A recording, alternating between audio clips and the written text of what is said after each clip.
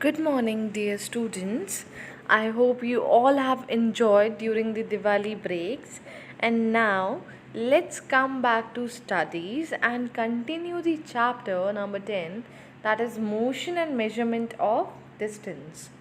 Now, my dear students, let us understand what actually motion means. Motion means change in the position of the body with respect to time, or you can say motion is the state of object in which that object is moving, that is, they are changing place with the changing time.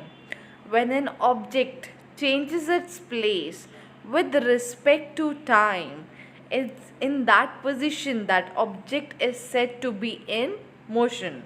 When an object is changing its position or changing its place with respect to time, that is called as motion. Now, the second terminology we need to understand is rest. What actually rest means? All these stationary objects which are not in motion, that is, they do not change their position or place with time, they are said to be at rest. When you are not changing your position with respect to time, in that case, then that object is said to be in rest. So that is what is said over here.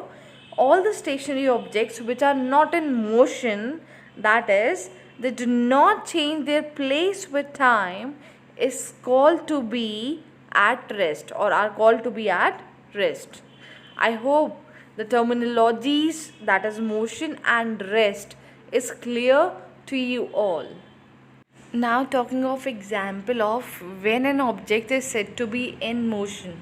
So when you see a car moving, so car is changing its position with respect to time. So therefore the moving car is in motion. Similarly, a person doing swimming is also considered to be in motion.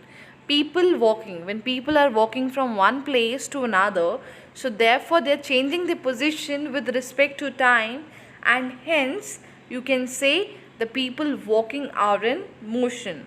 Similarly, a bus moving on a road. When you see a bus moving on a road, the bus is changing its position from one place to another with respect to time. Therefore, you can say that the bus is in motion. Similarly, now talking of example of rest. Example of rest can be a table or chair lying in a room. So they are at rest, they are not moving. Therefore, this is the example of rest. Now talking about different types of motion. First of all, we will study about rectilinear motion. What is rectilinear motion? When the object change their position with time along a straight line.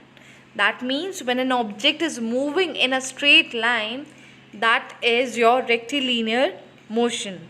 Example, if I talk of number 1, kids sliding down from a slide. So the kids, when they slide down from a slide, they will slide in a straight position, in a straight motion. So that is known as your rectilinear motion.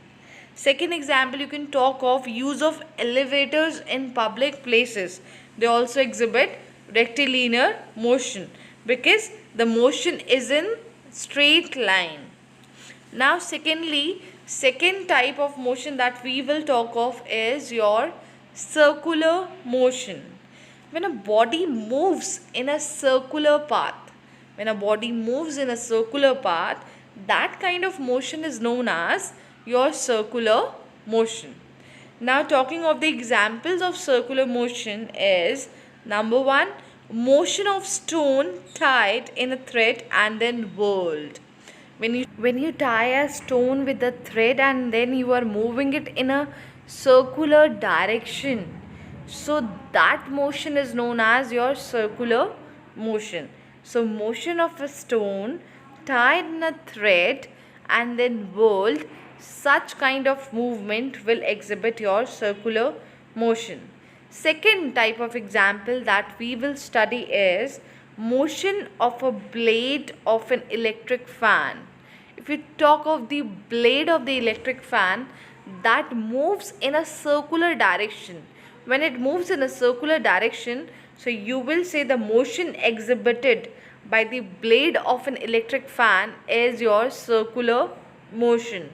I hope the difference between rectilinear motion, that is movement in a straight line, and circular motion, that is movement in a circular direction, is clear.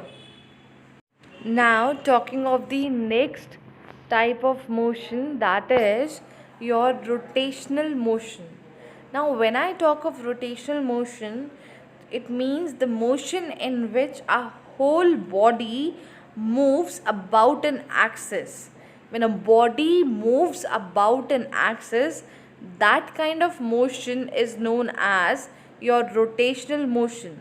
For the example, if we talk of motion of a spinning top, comes under your rotational motion. You can see the diagram also. Now talking of the next type of motion, that is your periodic motion. Now the motion in which an object repeats its motion after a fixed interval of time. So periodic motion means motion in which an object repeats its motion. I mean the object repeats its activity after a fixed interval of time. For example, you can say oscillation of pendulum. So if you see the oscillation of pendulum, it exhibits the periodic motion. Then motion of a swing to and fro, it exhibits to and fro. So it is repeating its position, its motion after a fixed interval of time. Therefore I will call it as a periodic motion. I hope all the four motions taught today is clear. Number 1, you have studied about rectilinear motion, that is motion along a straight line, or movement of an object along a straight line is known as your rectilinear motion. Number 2 motion that you have studied is about circular motion, that is movement of a body in circular path. And number 3 that you have studied is your rotational motion, that is the entire body moves around an axis and hence called as rotational motion. Number 4 motion that you have studied is your periodic motions, the motion that repeats its motion or movement after a fixed interval of time, that is your periodic motion. And examples also are clear. Now my dear students, thank you and have a wonderful day ahead.